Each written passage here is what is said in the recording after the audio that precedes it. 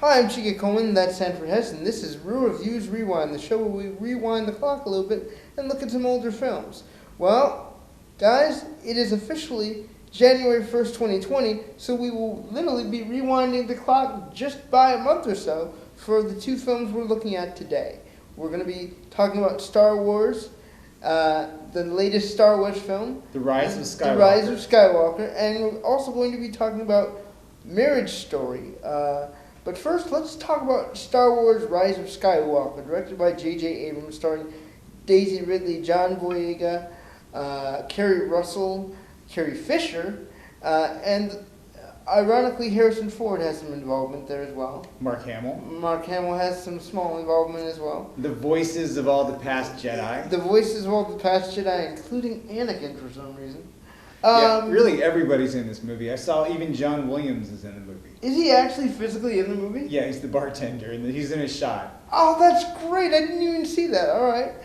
So the plot of this film is that Kylo Ren is out there destroying worlds, and he's trying to find this, well, actually, he has found this MacGuffin that would lead him to the planet where the Sith roam.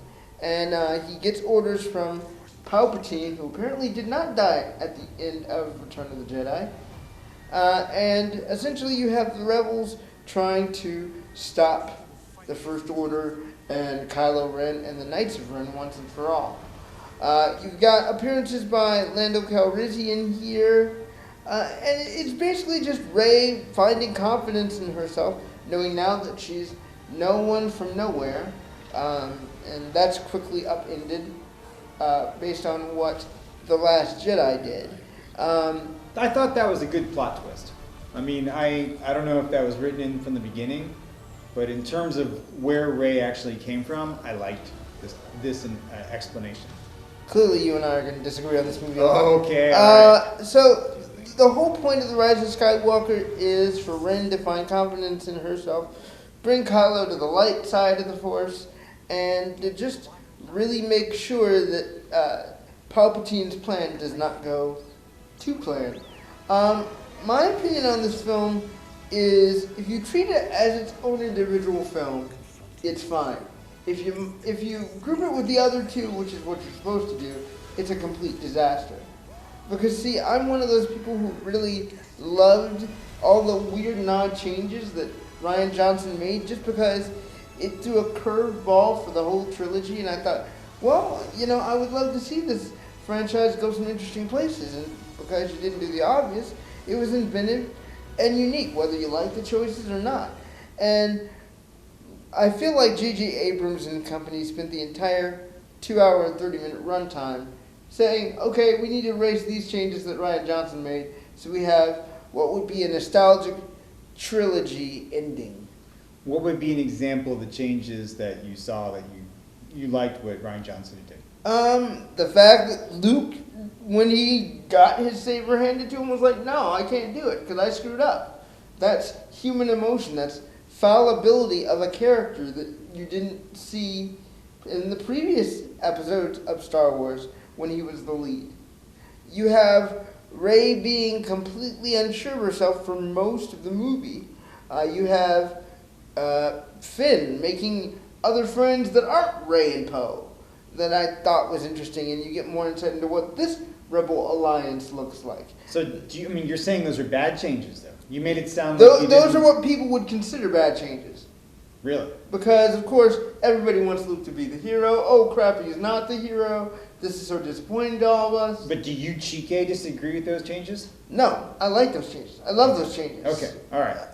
I felt like the movie was cohesive, and I felt like they did do some good things with the film. The fact that they gave C-3PO an actual storyline that made sense for that character, amazing. I'm surprised you were able to pull that off. I didn't like all the misdirect deaths, the deaths that, you saw happen, and you're like, oh no, they could be dead, and then 5 minutes later they show up again. It's a Star Wars movie. There's not, fortunately, one of the things I saw in that was the stormtroopers were back to being, they can't hit, anything. Yeah, pretty much. They just shoot and miss everything. So, yeah, that helps. And I hate the contrivance of the ending fight with the, I want to call them Star Destroyer ships. Yeah. Because I think that's what they are. That can now destroy planets for some reason because Palpatine willed it so. I hate the contrivance of that ending where all the random people in the galaxy come back and they basically destroy all the starships. Because that cheesy. That was cheesy. You're not going to cheer that. You're not going to cheer that. I would rather them lose all hope and continue to be destroyed for another 10 minutes and then bring them in. Right. I mean, it's the kind of thing where, you know, it's analogous to the Millennium Falcon showing up at the end of A New Hope and bringing A New Hope, right? Bringing this big lift to the feelings of the characters and everybody in the audience cheering. And you're right, it was such a cheap version of that to have this random assortment of ships. I would much rather have had, like, you know, 50 ships than like 6,000 or whatever. Yeah. Because all I could think of was, oh my God, they're all going to be colliding with each other. You know, it's a mess. So yeah, I'm with you on that. What did you think of the film overall? Well, I'm not a huge fan of these last 3 Star Wars movies. I didn't like 7. I didn't like 8 worse. And 9, I felt like it was better than the other 2. Because I do feel like it achieved one goal, which was to wrap up the 9-movie arc. Right. So for that, I'm happy. Because there could have been a scenario where they did this 9th movie and just kind of left things unresolved. Yeah. I mean, as a closing chapter to the trilogy, it's weak. Yeah, I don't see the last 3 as to me, they're not an important trilogy. So I see this movie I see this movie as its own thing, and then I see this movie as the 9th of 9. Okay. That's how I see this movie. So here's the thing. Nobody grows and changes in significant ways throughout the entire trilogy. And that's the problem for me. Well, I mean, you could argue Rey does. Well, Finn does, too. I mean... But no, he's thirsty the entire movie. He's thirsty for Rey the entire movie. Yes. Well, then he gets a cool drink of something else in this movie. I mean, to me, that's the kind of stuff that I didn't like about this movie. Is it's these little slapdash moments where I really thought about this the night I saw the movie. I was comparing it in my brain to A New Hope in number 4, and all I could think about was that there are stories and characters and people you would want to know more about in A New Hope. Yeah. And they have just failed miserably to achieve anything close to that in these last few movies. Finn, there's not enough of a character for me to care about him. Yeah. How do you get involved in being a stormtrooper for... I just do something, and like that's what I was referencing in this movie. Finally, he meets some people, and it's like he has a little bit of a romantic moment with this this woman on this other planet. I still don't understand where they were. Yeah, me and either. And you feel like, oh my gosh, here's a Finn story coming, and then it doesn't really happen. No. And that to me is the difference between 4, 5, and 6, where they really had characters and growth and an arc. I hope that's not me just being young when I saw those movies and older and more cynical now. I really believe when I rewatch those movies that I enjoyed it just as much for those characters. I'm going to say something that I never thought I would say. So, the prequels did the exact same thing that the original trilogy did. And that's its highest watermark, is the fact that you allowed characters to grow, change, and make mistakes, and be fallible human beings. You had Palpatine being really a nice dude at the beginning of Phantom Menace. And you saw that, he grew to, have this descent towards, the Galactica UN, whatever that may be.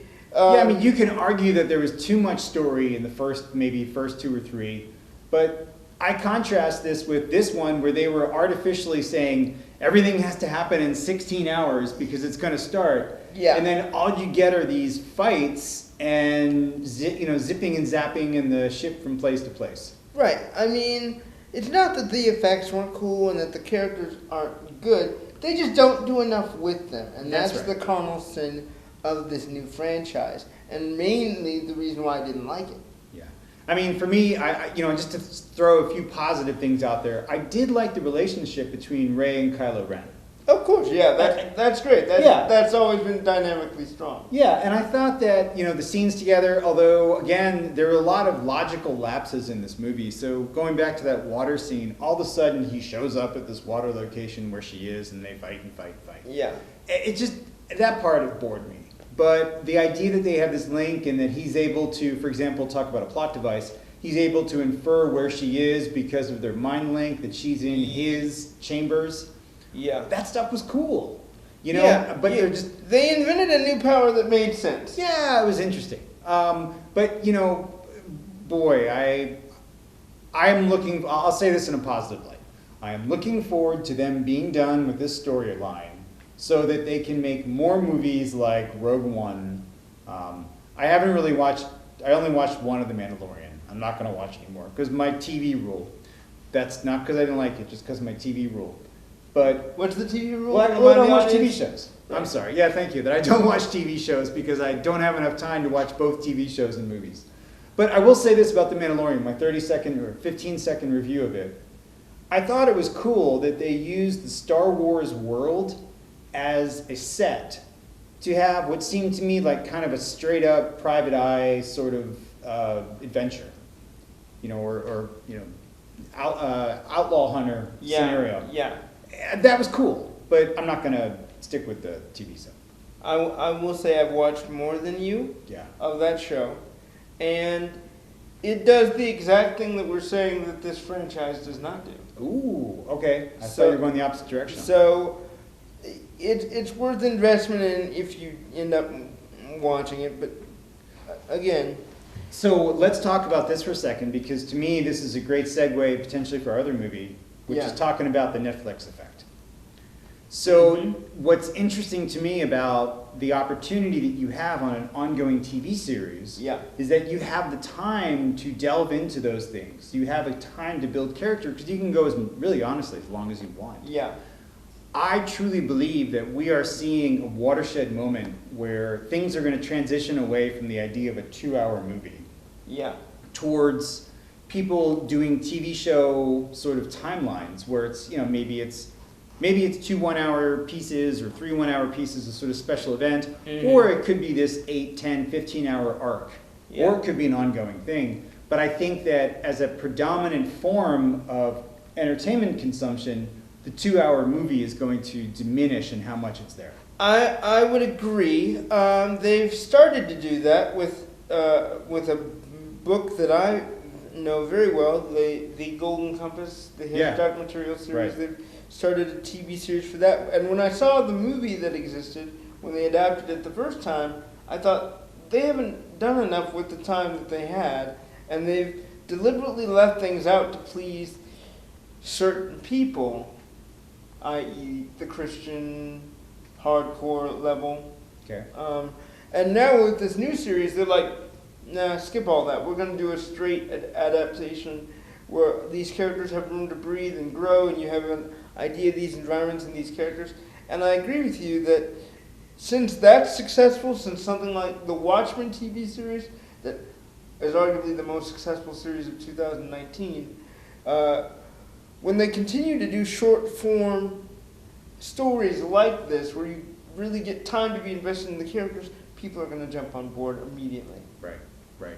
And so maybe storytellers who do movies are now thinking about that. Instead of having an actual Foley Beverly Hills Cop movie, doing a short-form series where you see how much he's gained and lost in that time would probably be a better option. So using that as a launching point, let's talk about Marriage Story. Yeah, Marriage Story was directed by Noah Baumbach and stars, the beautiful and vulnerable Scarlett Johansson. And for the second time today, Adam Driver. The premise of this story is very simple. A husband and wife who are both director and actor are going through a divorce, and they have a child called Henry, and you're basically watching them go through separation counseling, their day-to-day lives, the things that you know that she wants, the things that you know that Driver's character wants, and I think his name is Charlie. Charlie. And I forget her name though. Nicole. Yes. So you see the daily lives of Charlie and Nicole and how they're interacting with each other. Wallace Shawn has an interesting Yeah. bit of time in this film. Actually, there's a lot of people who have very small roles. Laura like, Linney is in there too. Ray Liotta. I thought Liotta Laura shows up. Dern was really good. Julie Haggerty from Airplane. Yeah, that's how I know her. Yeah, I've not seen Airplane. I need to. Yep, that's gonna go on the list of shows or movies we watch. I'm gonna straight up say this. This movie is phenomenal. I always said growing up that the best, most frank film about divorce was Mrs. Doubtfire. Now I'm gonna change that. Mrs. Doubtfire is the best, most frank conversation on divorce for children. Right. Marriage Story is the most frank conversation about divorce for adults. And it's amazing. You have Scarlett Johansson giving her best performance in years in this film as a emotionally open but also emotionally shattered woman, Nicole, whose dreams were deferred, not because she had a child and not because she married that guy, but because of the fact that her life and what she enjoyed, she could never really fully vocalize it and thus make it happen. But the other half of that is that Charlie, her husband, has his own goals and his own motivations for directing and being a part of theater. He feels like she held him back in a few ways. I mean, I think that's a really good point to emphasize because she's very vocal about that she felt like she had to push down her own goals for him. Yeah. And that is a crux of where the desire for a divorce came from, at least to me from watching the movie. Absolutely. Is that it was this desire to say, look, I want to have my own life for a while. I want to be on my own and not, sublimate myself to my husband's life. Right. And I think his thing is he's always used to being in control, being in the lead for whatever he's doing. And the divorce is the ultimate reverse of that. He can't be in control. Right. And it's crushing him because it comes out of nowhere. It's not his choice, it's her choice. Yeah. And he is forced to deal with it. And not only is he forced to deal with it, but he doesn't even want to have the conversations about it. Right. Right. That's right. She's trying to say, hey, let's do this and have these steps, and he kind of keeps pushing it back like, well, we'll talk about that later. Or, well, you made mistakes too, and here are all your faults, but Right. He's not willing to really look at his own. Right. So talk about the opposite of Star Wars here. Yeah. Here is a movie where the characters are given tons of time to grow, interact, and I would say the reverse of grow. I mean, Yeah. to split apart. Regress, yeah. And I think that's, it's in so many ways the opposite of Star Wars. Indeed. And I have to say I love this movie. I love this movie for the frank conversations it has, and even when it's more silent and you're just looking at expressions and you can tell what each person is feeling without even... You could watch this whole movie on mute and know what was going on. Right. And that's a good point. There's a lot of long scenes in this movie where there's people looking at each other, sometimes without speaking, sometimes with minimal words, sometimes just yelling at each other. Mm-hmm. But and to me, the one thing I was watching some of those scenes, I thought, some of this could be cut down because this movie did drag a little bit. It did, but I kind of didn't care because I was so fascinated by the characters I was watching. Touché. I will say this. The crux of any relationship is being able to communicate. And at the beginning, you see Nicole not wanting to communicate, not wanting to talk about things, not wanting to share what she wrote about her husband that she loves. Right. And through the film, they kind of switch sides. He's willing to communicate that all of where he failed, and she's now acknowledging what her dreams were that may have partially been a result of his control, and her doing it because she loved him. I'm running out of words here. I don't usually. Well, actually, let me ask this question. What did you think of the spoiler alerts ahead now? What did you think of the ending? The last 3 to 4 minutes. I mean, I didn't hate it. I thought it was a nice way to start the co-parenting process, but Yeah. not. I felt like it was realistic and that the love will always be there for both Henry and Charlie, Yeah, and that's shown by the fact that she ties his shoe at the end. right. But I wasn't unsettled by it. What did you think? I didn't like the ending because I felt like it was out of tone with the rest of the movie. Did it make you feel like they were going to be more in love again after it? I think it implied that a little bit. It did, I felt like. And I thought that as much as I love the way this movie starts with them and their lists about each other, I thought that was a fabulous way to introduce the characters. But you hated it at the end? At the end, I did not like it. Him reading the list about him, to me, was just sort of cloying, and then her looking that he's reading the list and not shrinking away from that. Normally, she'd be ripping it out of his hands. Yeah, like, what are you doing with my stuff? Right. That and then the ending, which seems so Hollywood-esque. Just in the sense of, oh, we're going to work it out. We're going to, oh, hey, I'm moving out here. Maybe there's a chance for us after all. Yeah, I felt like that was a bit contrived. Yeah, so I could have used that dialed down a little bit on the scale. I would have loved it if it went the reverse way. I'm not moving. I'm going to stay in New York and keep going with what I'm going with. Which would be legit also. I mean, it almost felt like they were teeing it up for Marriage Story Part 2. Like Marriage Story Part 2, the cohabitation. Yeah. Now, you had a comment earlier. You said you really appreciated some of the shot selection in this movie. Oh, yeah. I'm specifically speaking of the after party after the performance that she has, where they're sitting and both are kind of looking at each other, and then the woman comes over to speak to Charlie, and then she automatically seems like she's seething with rage and jealousy, even though there's no indication that those two have intertwined. This is the one who he did fool around with? I could never understand whether he did or didn't. He did. Okay, He did. okay. I wasn't sure, but yeah. But I mean, the way that the scene went down, the interaction, the way it was filmed, you're right. And then the two shot in the subway car. Yeah, that's right. Just beautifully done, talking about the space between two people. Yes, And how that space affects them, really. This is a movie where you don't see as much anymore of a sort of a director-writer who has this vision of this movie in his head.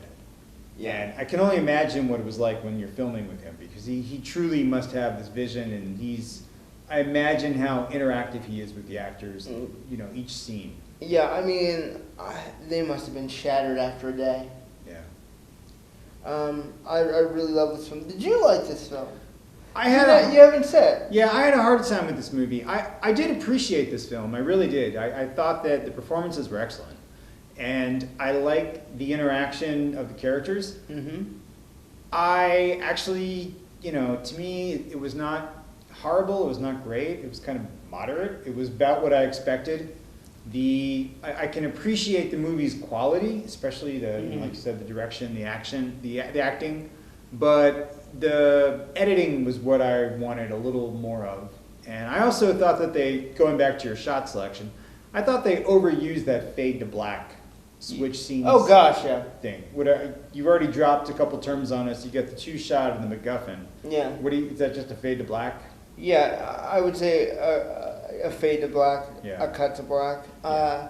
So that they overused that a little bit, and it got kind of, that's the sort of thing after 2 hours when I'm getting a little restless watching a movie that just sticks out at me, and I'm like, again? And then they fake us out with the passage of time, because you have the time when she's like getting ready to do this show where she's holding a baby and she's got long hair, and you're thinking, well, lots of time has passed, and then you look at the next scene and she's back with the short hair, so it's just like you get confused about how fast is this whole process moving. We don't know.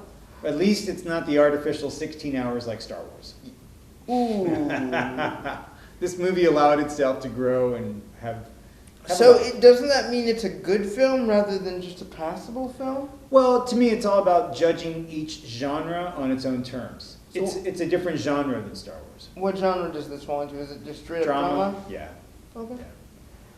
Would you recommend it? I would. Although I watched it and I texted my wife and I said, please don't ever divorce me. Did you really? Yeah. That's amazing. Because, this would be a movie I would recommend. I think I'd recommend it to people who are actually going through a divorce, because it might in some way be a good catharsis for them to see somebody going through such turmoil. Even though it's artificial? Yeah, I think you can it still feels good. Being the child of a divorce, it still feels good for people to know that other people have gone or are going through the same thing. How did you feel that watching it as a child of a divorce? Parts of it rang for me as associating with the kid, but a lot more of the movie I associated with Adam Driver, because I'm a father of a single son, and so I actually related more to the dad. But I also see him as a stand-in for the director. Yeah. What's that movie term? It's like the Woody Allen character who's Woody Allen, even if it's not Woody Allen. Yeah. So Cypher, that's what that? I believe so. Yeah. So I think you're supposed to associate with Adam Driver in this movie, and honestly, I think that the script lets him off easy in the end. Yeah, pretty much. So. Did you feel like it was overly aggressive? No. You think that those emotions were just raw and real? Yeah, I think so. Okay. That is our show for this week. If you'd like to hear more from us, you can always email me at chikec8@gmail.com with your movie reviewing requests, and we'll do our best to get to those. I know Airplane's going to be coming in as a request. Airplane will definitely be coming in as a request. We're going to have to pick a movie I've never seen, and we'll do one of those shows. Well, Airplane and Blazing Saddles. I've not seen Blazing Saddles either. Yeah, I know. I'm sorry. But yeah, we will see you next time. I'm Chike Coleman, that's Sanford Hess, and we will see you at the movies. Bye, guys.